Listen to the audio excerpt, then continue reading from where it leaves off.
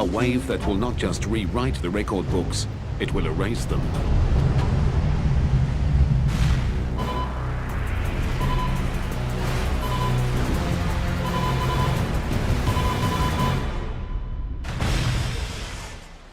No coastline on the planet is truly safe from tsunamis.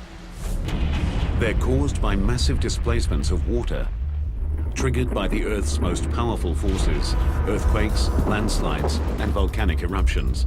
As long as we have earthquakes on Earth and landslides, the various phenomena that create tsunamis, we're going to have tsunami waves. It's just a matter of time when the next one strikes.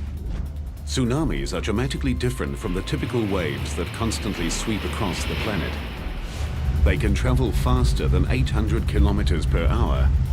They can stretch for thousands of square kilometers across the ocean's surface.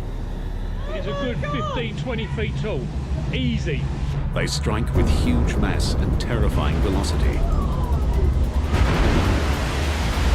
The most common method of gauging their height is run-up, the wave's highest point of impact on land. Each tsunami profiled here has a higher run-up than the last. Over 100 major tsunamis have struck in the past 100 years, killing hundreds of thousands and destroying billions of dollars of property. But they are not the biggest tsunamis to strike the planet. Scientists have found startling evidence that even larger waves have occurred in the past, mega tsunamis. These things have been described as culture-ending events. Experts believe that a mega tsunami lies in our future.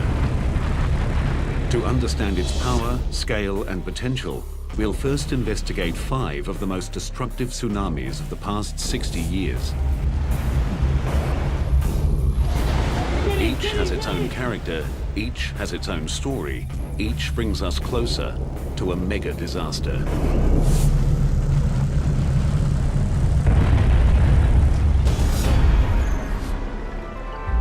Hawaii is a tropical paradise that attracts millions of tourists. But this Pacific island holds a dark secret. It's blasted by more tsunamis than almost anywhere else on the planet. The Hawaiian Islands, sitting as they do in the middle of the Pacific Ocean, are affected by tsunamis from all regions of the Pacific. The Ring of Fire is a volatile fracture zone surrounding the Pacific Ocean plate. 90% of the world's earthquakes occur here. Earthquakes are the most common cause of tsunamis, which is why Hawaii gets hit often and from all directions.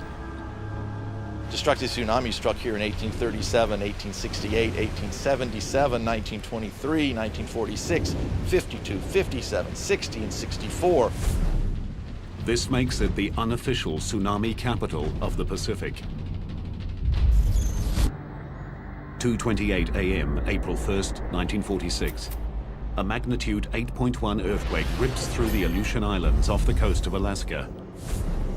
A huge stretch of the ocean floor is uplifted, displacing the entire column of water above it.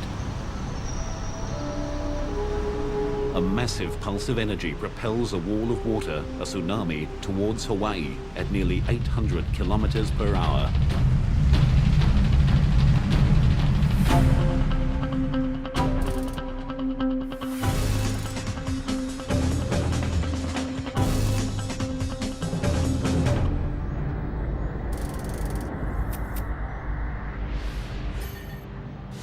(3,800 kilometers away in the small seaside village of Laupahoehoe, children and teachers gather to prepare for the day's classes.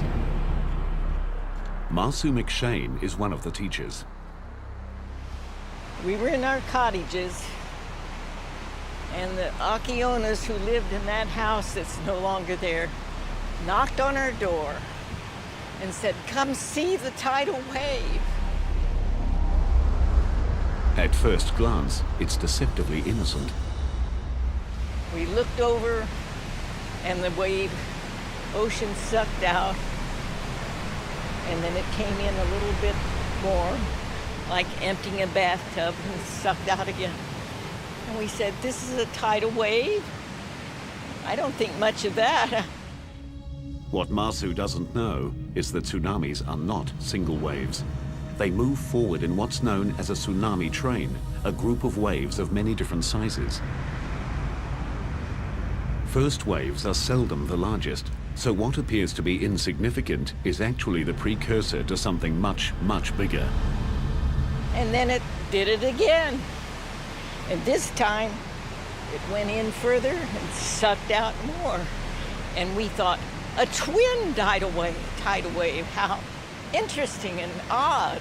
As the water recedes, an extraordinary 152 meters, Masu and her roommates pose for a photograph. Masu stands captivated while a third wave approaches. Famous last words, I said, I hope this will be a big one. And it kept coming. And that was the first time we ever thought to be afraid. As the tsunami approaches shore, it behaves like a giant train wreck. The front of the wave slows while the back continues to push.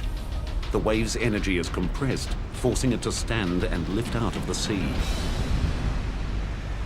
This got bigger, and so we dropped the camera, ran inside. I can remember the water just crashed in the windows. The roof fell down. The wave tosses Masu like a rag doll, at first in towards the school, but then suddenly out towards the sea. And I knew I was going to die. Masu spends the next 9 hours clinging to debris before finally being rescued. She is the only lucky one. All of her roommates perish. At the school, 16 children and 5 teachers are lost. But the tsunami is not finished with Hawaii. 37 kilometers south of Laupahoehoe, the sleepy trading town of Hilo Bay is also caught unawares.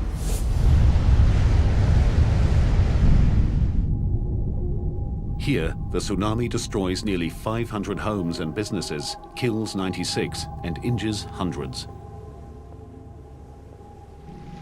Descriptions of the 1946 tsunami were that it came across the breakwater with the greatest of ease, just overcame it, and then washed across town. Other people describe seeing boulders blasted out as the water surged across. Walter Dudley is an oceanographer from the University of Hawaii in Hilo Bay. For more than 20 years, he's studied tsunamis. One of his most significant findings is that their destructive power is caused not just by the wave itself, but also by what's underneath them. Well, one of the things that makes them such an interesting phenomenon to study is that they are all different. And as they travel across the oceans, they're affected by the ocean floor along their tracks. So the waves are constantly being bent or refracted. And then as they come ashore, they are further altered. No two pieces of coastline are the same. Each has its own unique undersea topography that affects the waves differently. In Hilo, it is the natural rounded shape of the bay. You can think of a bathtub, and as little children get in a bathtub, they can slosh the water back and forth, and they quickly find out that there's a speed at which the water will really move. The first 2 waves to hit the bathtub-shaped Hilo Bay caused the water to slosh back and forth. When a third wave arrived, it combined with the sloshing water to produce a larger and more destructive wave.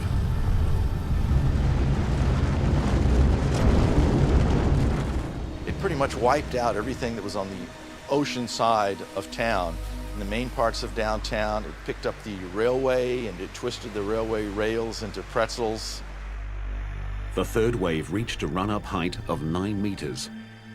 It destroyed most of the foreshore of Hilo Bay. But less than 15 years after the '46 disaster, Hawaii would again be hit by a deadly tsunami. A wave bigger than the last that would defy logic and bring Hilo to its knees once more. On May 22, 1960, the largest earthquake in recorded history ruptures the Earth's crust off the coast of Chile. 1,000 kilometers of the ocean floor is violently thrust up 20 meters, spawning a monster tsunami. It's so huge and powerful that it crosses the entire Pacific Ocean, slamming into Hawaii on the way.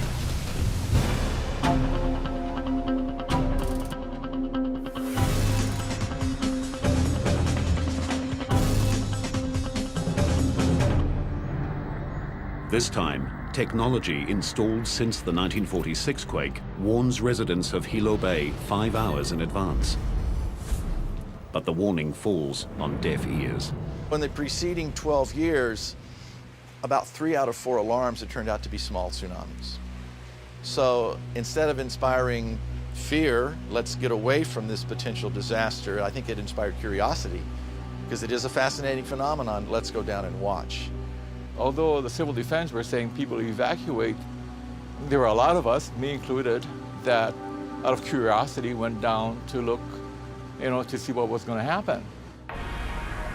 Local real estate agent Al Inouye and many others assume that because this wave is coming from the southeast and Hilo faces the north, the bay will be spared. They are wrong. Just after midnight, the first wave strikes. You could hear people yelling and screaming behind me that were being caught in the wave. That was an experience because, and it still stays in my mind, all this screaming and yelling, and I couldn't do anything about it.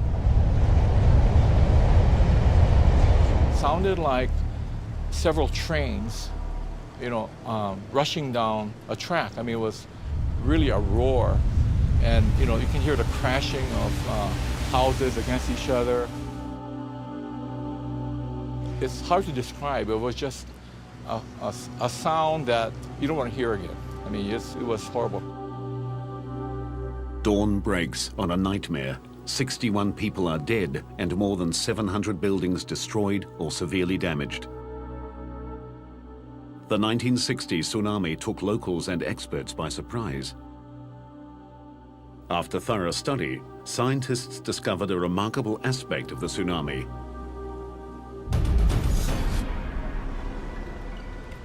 As the wave reached the shallow water off the southeast coast of the island, the middle of the wave slowed, while the outside of the wave kept moving, causing the wave to wrap around the island. Then, just as in 1946, the natural shape of the bay added to the tsunami's destructive power. This time, the largest wave had a run-up height of 10.5 meters, 1.5 meters higher than in 1946. But Hawaii wasn't the only location struck by the monster tsunami. It roared thousands of kilometers across the Pacific, striking virtually every coast, including Japan, where 122 people died. Tsunamis have an incredible amount of energy, and as they travel across the ocean, they use up very, very little of that. It's when they come ashore that all that energy is unleashed. The 1946 and 1960 tsunamis gave scientists new insights into the complex behavior and ocean-crossing power of these giant waves. But when a local tsunami hits Japan, it strikes with larger and more powerful waves than the 46 and 60 Hawaiian tsunamis combined. And there's no time to evacuate. And later, a tsunami that combines sudden impact with awesome size, a mega disaster. The 1946 and 1960 Hawaiian tsunamis had run-up heights of 9 and 10.5 meters. Shaped and intensified by the ocean floor and coastline, they smashed the island communities with unexpected force. But there's another tsunami hotspot where a larger and more deadly wave struck without warning. Second only to Hawaii, Japan is the most tsunami-prone location in the Pacific. The Japanese have been hit so many times by these giant waves that they created the word tsunami, meaning harbor wave, to describe these terrifying events.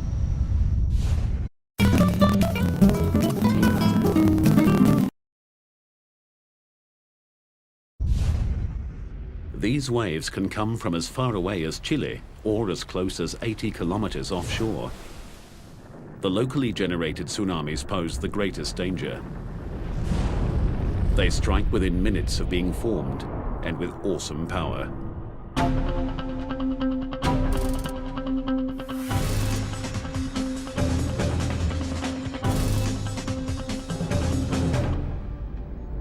(10:17 p.m., July 12, 1993). A magnitude 7.8 earthquake rips the ocean floor off the coast of Hokkaido. The epicenter is only 80 kilometers from the tiny island of Okushiri and generates one of the biggest and most destructive tsunamis Japan has ever experienced. Fisherman Jiro Adachi from the village of Aonai knows about tsunamis. He survived one 10 years earlier that also hit Okushiri. When Jiro feels the earthquake, he knows a tsunami is probable.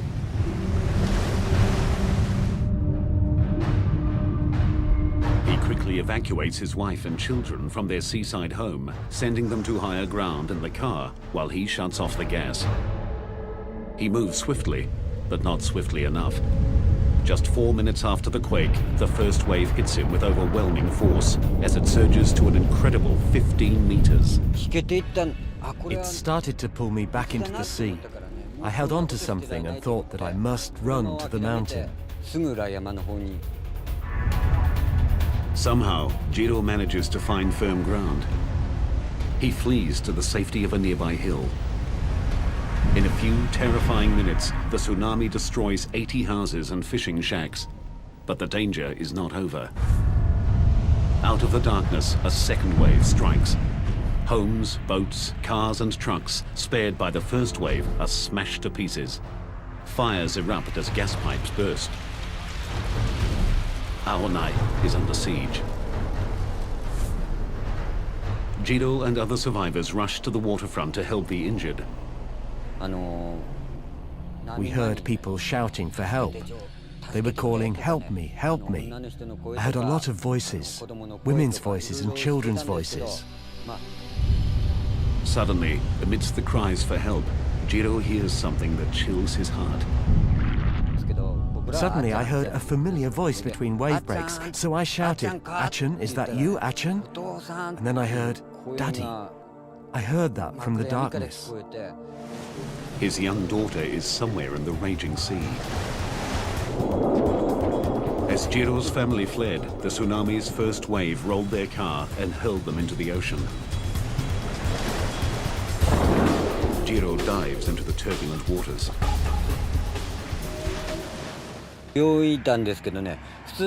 Normally I'm a great swimmer, but this was incredibly difficult. Sometimes I was swimming, but I couldn't move forward at all. And other times I'd suddenly be pulled backwards by the sea. Miraculously, father and daughter make it to shore. 7 hours later, the Coast Guard finds Jiro's wife and son kilometers out to sea, clinging to debris. As dawn breaks, the tsunami's power becomes horrifically clear. Large parts of Aonai are completely flattened. Fires continue to rage, and most of the fishing fleet is lost. Across the island, 437 houses are destroyed and more than 800 severely damaged. 198 people are dead. The aftermath of the disaster confronts scientists with an intriguing mystery. The two waves that hit Aonai came from completely different directions. The first wave of the tsunami came from the west area where the seismic center was, and it attacked only the low part in the south area of Aonai. But the second wave came from the east, away from the tsunami's source. The second wave came in just 10 minutes after the first, and it attacked all of this area of Aonai.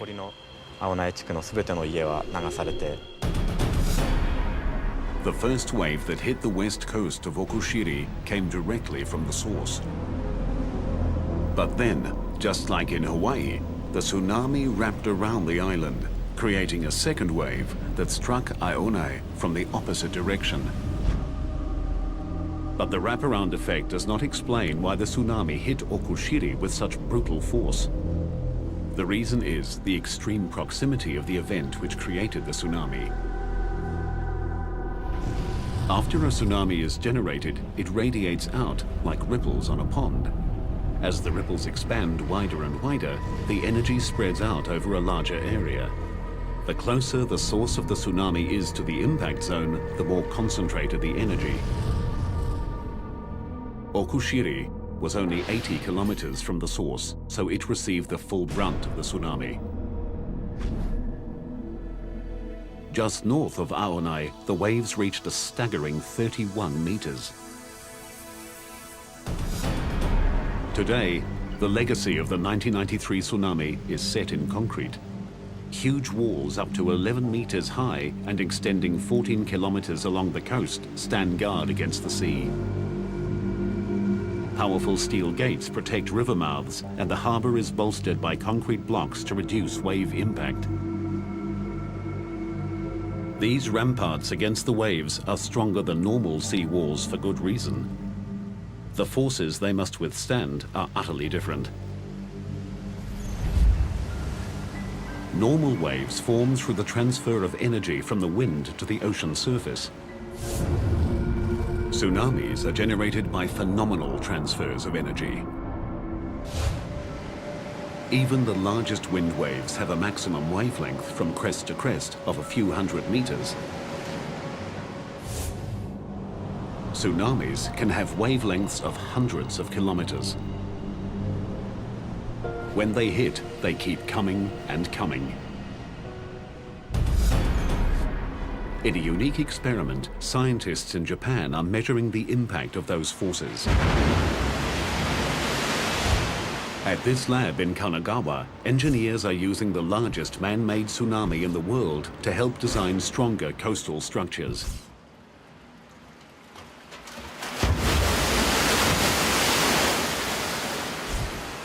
This machine can generate waves more than 3 meters high, propelling 300 cubic meters of water down a 180-meter long chute.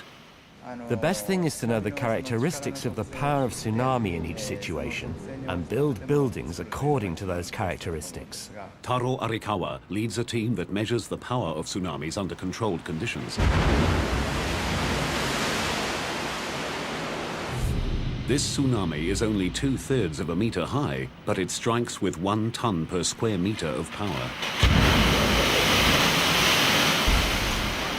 To demonstrate what that kind of power can do, Arikawa puts himself in the wave's line of fire. Without the rope and harness, he'd be swept away by this miniature tsunami. Bigger tsunamis are even more powerful. This 2.4-meter wave hits with the force of 10 tons per square meter. Even after the initial impact, it continues to surge forward with a sustained pressure of 4 tons per square meter. The tsunami in Okushiri was much higher and hundreds of times more powerful.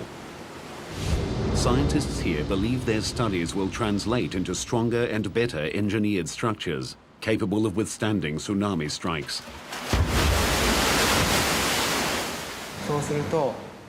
Once we can reduce the power, the reduced destructive power of tsunami coming ashore would not cause as much damage. The Okushiri event shows how destructive a local tsunami can be. It strikes with undiluted power and too quickly to respond. But that disaster was eclipsed by a far bigger and more deadly tsunami. A wave generated by an earthquake so powerful it moved the entire planet. A wave that takes us one step closer to a mega disaster. The tsunami that hit Okushiri, Japan, came from just 80 kilometers away and reached a run-up height of 31 meters. It killed 198 people and destroyed most of the fishing village of Aonai. But it pales in comparison to the deadliest tsunami of modern times.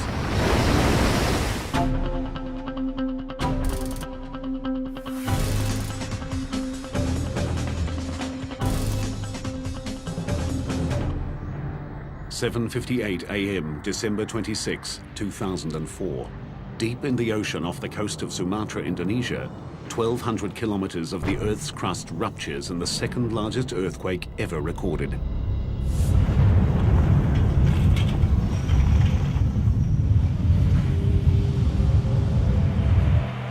The 9.3 quake shatters buildings and destroys lives. But it is just a forerunner of an even more horrific disaster.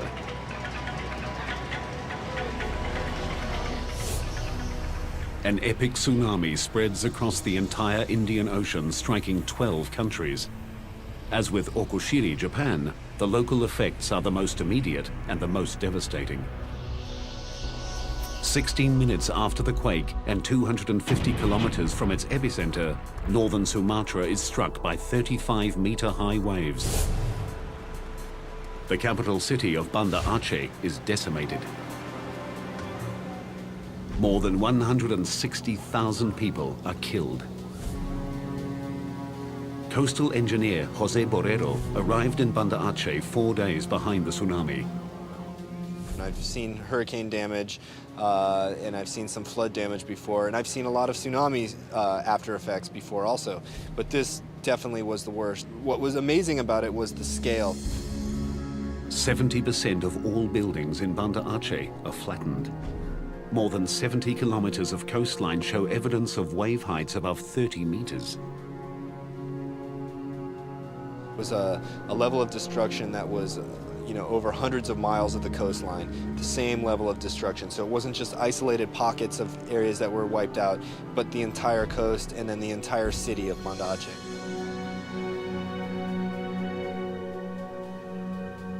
An hour and a half after Banda Aceh is leveled, the tsunami strikes Thailand. A wall of water swamps beachside villas, hotels, and villages. That wave is a good 15, 20 feet tall. Easy. Get in!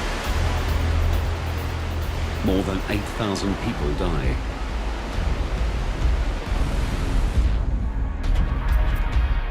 "2,000 kilometers to the west, on the island nation of Sri Lanka, 100 billion tons of water surges inland, killing 35,000 people and leaving another 500,000 homeless.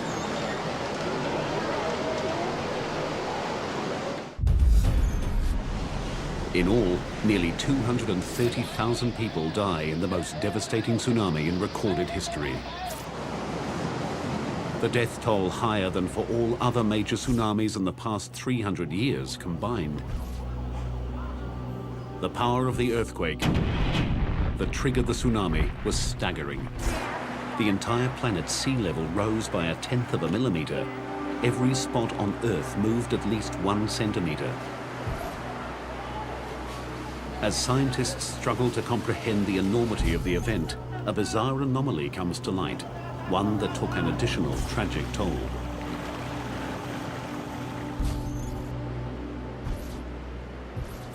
The morning of December 26 is quietly dawning on the peaceful shores of Galle, Sri Lanka.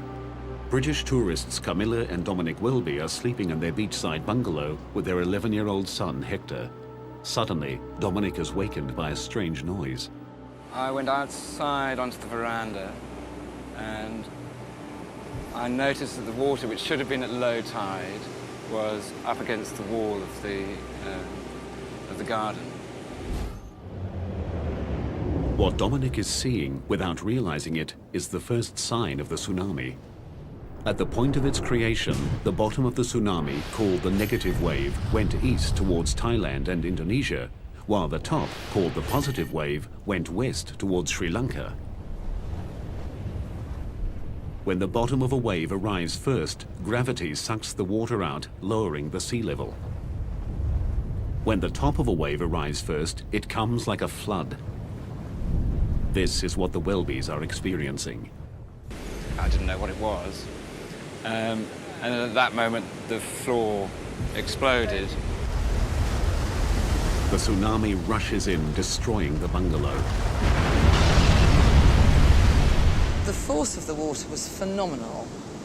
You know, to be exploded out of your bed, you know, to feel a piece of furniture just be thrown up into the air and to be thrown off it and to have to jump.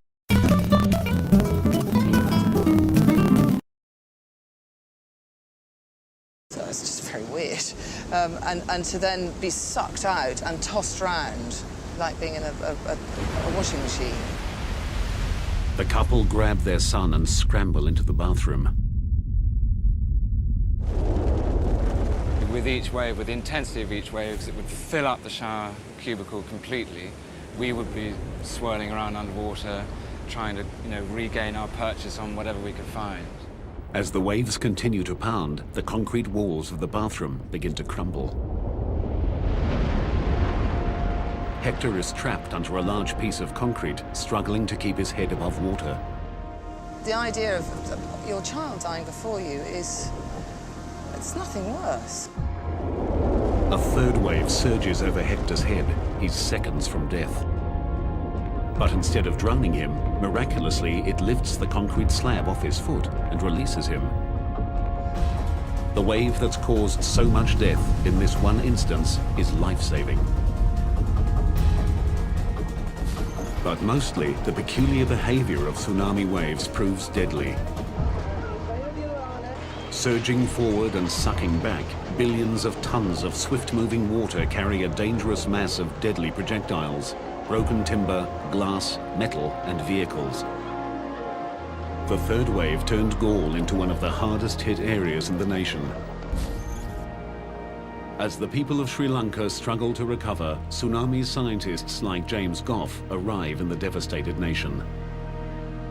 One of the really difficult things when you go into these areas is you are going there because you have a mission to learn about the tsunami from a scientific point of view. It's very important to learn these things, and yet there is the human tragedy going on around you, and it's very difficult to isolate yourself from that human tragedy. Amidst the horror, Goff and his colleagues discover the oddity of the third wave. So there's Galle quietly sitting there, recovering from being hit by two waves, and then bang. How and why the Galle area was hit by this third wave intrigued experts. Where did it come from? The first clue in the mystery was uncovered by looking at a global map.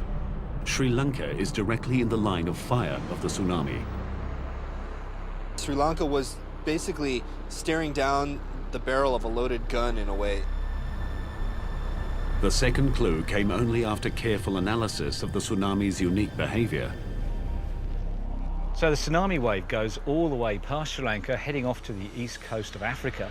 But on the way, whack, it hits into the Maldives, and a lot of the energy is reflected back from the Maldives, and the first place that hits is Galle. The tsunami was so powerful, its reflected energy carried a third wave 800 kilometers back across the Indian Ocean. In total, over 4,000 people died in the Galle region. The tragedy confirmed scientists' theories about the phenomenal reflective power of tsunamis. The Indian Ocean tsunami continues to provide scientists with complex and compelling new data, most of which is still being processed. It's really difficult to say right now what the Boxing Day tsunami taught us compared to what we didn't know before, because it's taught us so much. It taught us that we actually don't know a lot and that we have a lot more to learn. What the Welbys learned is that life is fleeting and precious. In appreciation for their survival and in recognition of the thousands that did not, they spearheaded a fundraising effort back home in England. To date, they've raised $25,000 for the people of Galle. Many mysteries about the Indian Ocean tsunami remain unanswered. One of the biggest questions is how the highest waves could possibly have reached a staggering run-up height of 35 meters. Far beyond what had been thought physically possible by an earthquake-triggered tsunami. But as huge as that tsunami was, it is not the biggest wave to strike in recent history. Landslides can trigger a different kind of killer wave, producing a tsunami of monstrous size. And scientists believe a mega tsunami looms in our future, a wave of such epic proportions that nothing like it has been seen since prehistoric times. The 2004 Indian Ocean tsunami unleashed a series of enormous and deadly waves that had run-ups of 35 meters.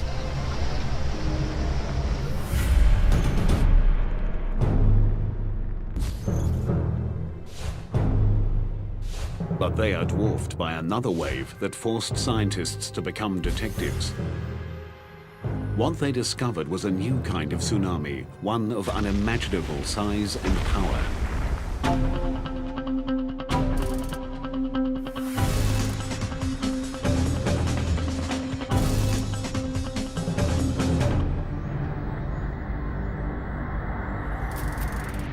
In a remote bay in southwest Alaska, a native legend tells of a beast that shakes the ocean and destroys those who walk its shores. In 1958, a local fisherman came face to face with that beast. A mysterious wave more than twice the height of the Golden Gate Bridge. The story of this incredible phenomenon began 5 years earlier, with 2 American geologists on assignment in remote Lituya Bay, Alaska. We were in the bay mapping the geology and primarily interested in the stratigraphy because of the oil potential of that part of the Gulf of Alaska. They didn't find any oil, but they did find one of the scientific mysteries of the century. George Plafka was one of the scientists. One of the obvious things you see when you're in that bay, if you're looking closely, is that the trees are of different ages as you go away from the shoreline. Plafka and his colleague noticed that a band of younger trees circled the entire bay hundreds of meters above the water. The scientists knew this dramatic change in vegetation meant a large-scale disaster had struck the area. But they saw no evidence of fire or avalanches. And so we speculated about what that could be and had all kinds of ideas about glaciers shoving forward very rapidly. The other was that there were submarine slides going on at some of the deltas along the margin of the bay, or that there was breakouts of large amounts of water up higher along the glaciers and then they flood down all of a sudden.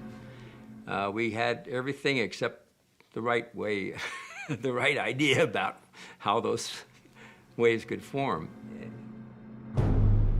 The geologists left Lituya Bay without solving their mystery. 5 years later, they got their answer. In 1958, Howard Ulrich takes his 8-year-old son, Howard Jr., on a fishing trip to Lituya Bay. So we went into our favorite anchoring spot and dropped our anchor and made supper, and finally about 9 o'clock we went to our bunks. An hour later, the boat starts shaking violently.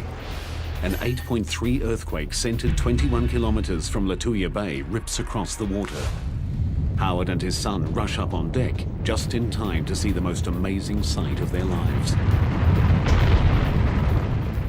It looked like a big explosion, like you've seen big explosions in the water on TV. That's exactly what it looked like. What happens next defies the imagination. As the spray started to settle down, out of the bottom of it came this huge wave. I would say that the wave was close to 1,000 feet high at that time, the actual wave. Traveling at an estimated 112 kilometers per hour, the liquid mountain is charging straight for Howard and his son. Just coal black and full of logs, just straight up and down. It was actually a pretty horrifying looking sight. I just thought, you know, this is the end. There's no way you're going to get out of this, you know. In a desperate attempt to keep control of his boat, Howard turns on his engine and drives directly into the beast. Started pulling all the anchor chain out, and when it got to the end of the chain, I thought it was going to pull the bow of the boat under, but it snapped that chain just like it wasn't even there. The giant wave lifts the tiny boat high into the air. And I looked out over the stern of the boat, and we were looking down on the trees. and I figured that's where we were going to end up. Unbelievably, their boat rides up and over the wave, and the Ulriches land back in the bay unharmed. 2 other vessels and their 4 occupants are not as lucky. This incredible footage was filmed the next day. Everything in the wave's path is destroyed, no trees are left standing, and most soil is ripped off down to bedrock.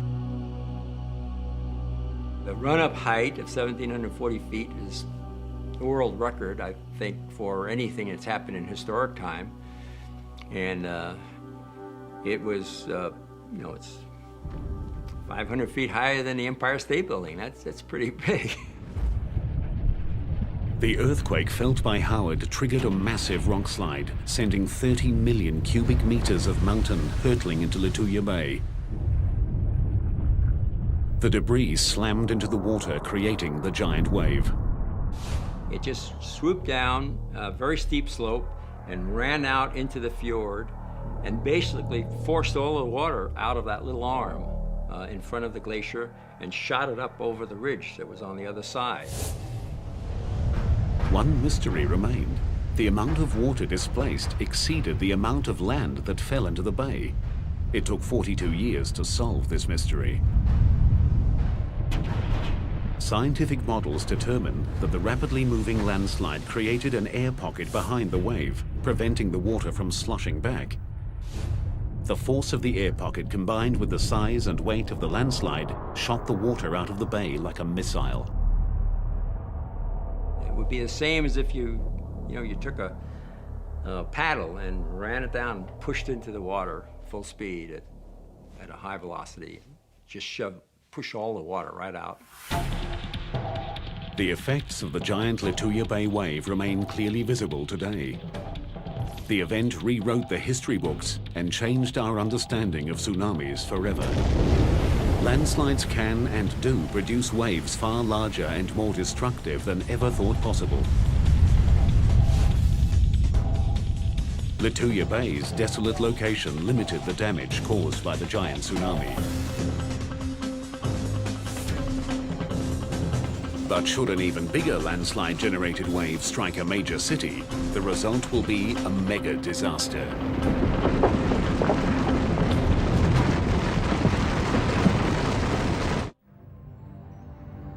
In 1958, a landslide-generated tsunami taller than the Empire State Building obliterated an Alaskan inlet.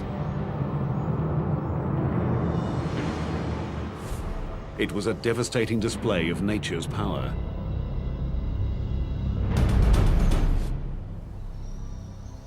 But across the Pacific Ocean, on the gentle slopes of Oahu, Hawaii, scientists have uncovered evidence of a potential disaster that would dwarf the Indian Ocean and Lituya Bay tsunamis combined.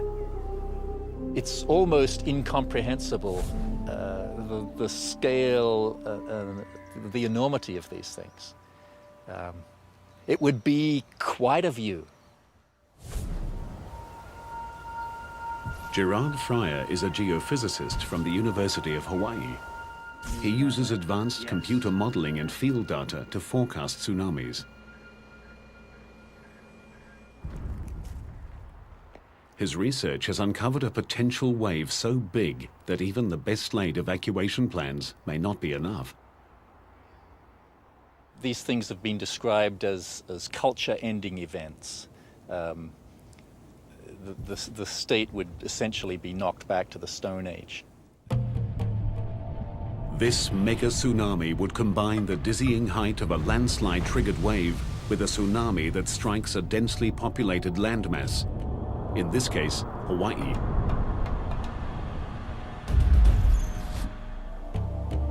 On the island of Oahu, locals and tourists alike flock to the sea, soaking in the perfect climate and idyllic lifestyle of one of the most iconic coastlines on the planet.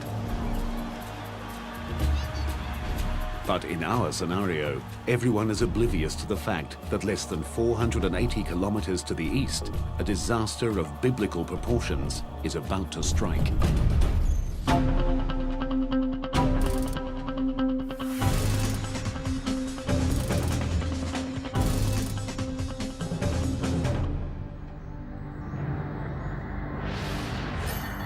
The mega disaster is triggered by the eruption of the world's largest volcano, Mauna Loa, on the big island of Hawaii. In the case of Mauna Loa, and that's the 800-pound gorilla here, that's the big volcano that we have to worry about.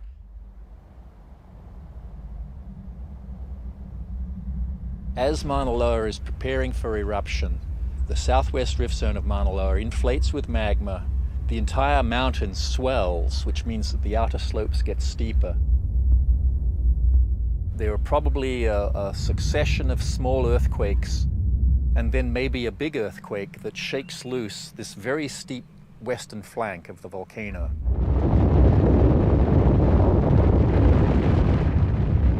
Almost 1,500 cubic kilometers of earth and rock plummet into the sea.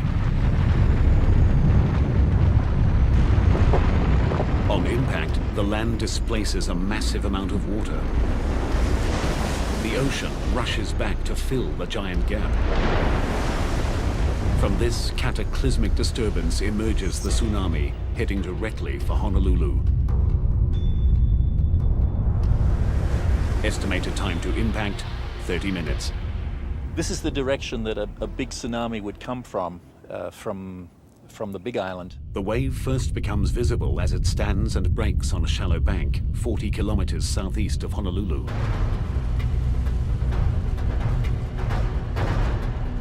You'd see the sea rear up in front of you. It would be huge. It would rise up above you the size of a building, the size of a 10-story building. Surging inland at up to 70 kilometers per hour, the tsunami slams Honolulu.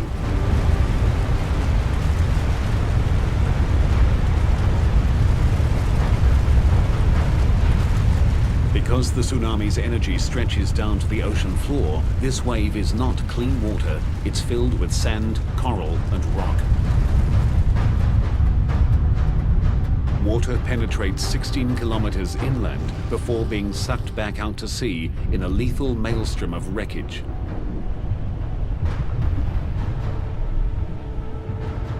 It annihilates nearly everyone and everything in its path.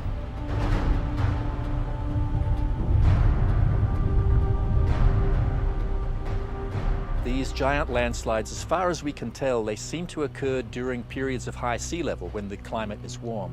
Quite why that is, we don't know. But we are in a warm period right now with high sea level. So we should expect something like this within the next 10 or 20,000 years. As the unofficial tsunami capital of the Pacific, Hawaii is preparing for the future. Scientists continue to develop a global network of warning systems based on real-time seismic analysis and deep-sea wave sensors. Alarms will sound as soon as 90 seconds after the initiation of even a small tsunami. Tsunamis are global-sized events with global ramifications. They combine the almost unlimited power of the Earth with the gargantuan might of the sea. They are a humbling reminder of the transience of man and the awesome strength of nature. While scientists learn more about tsunamis, engineers build stronger coastal barriers, and experts implement improved warning systems, individual vigilance remains essential. And you see the water withdrawing, strangely, curiosity shouldn't compel you to go down and see what's going to happen next. The alarm bell should be going off. It's something that we need to have embedded in our culture, in our knowledge base, and in our education.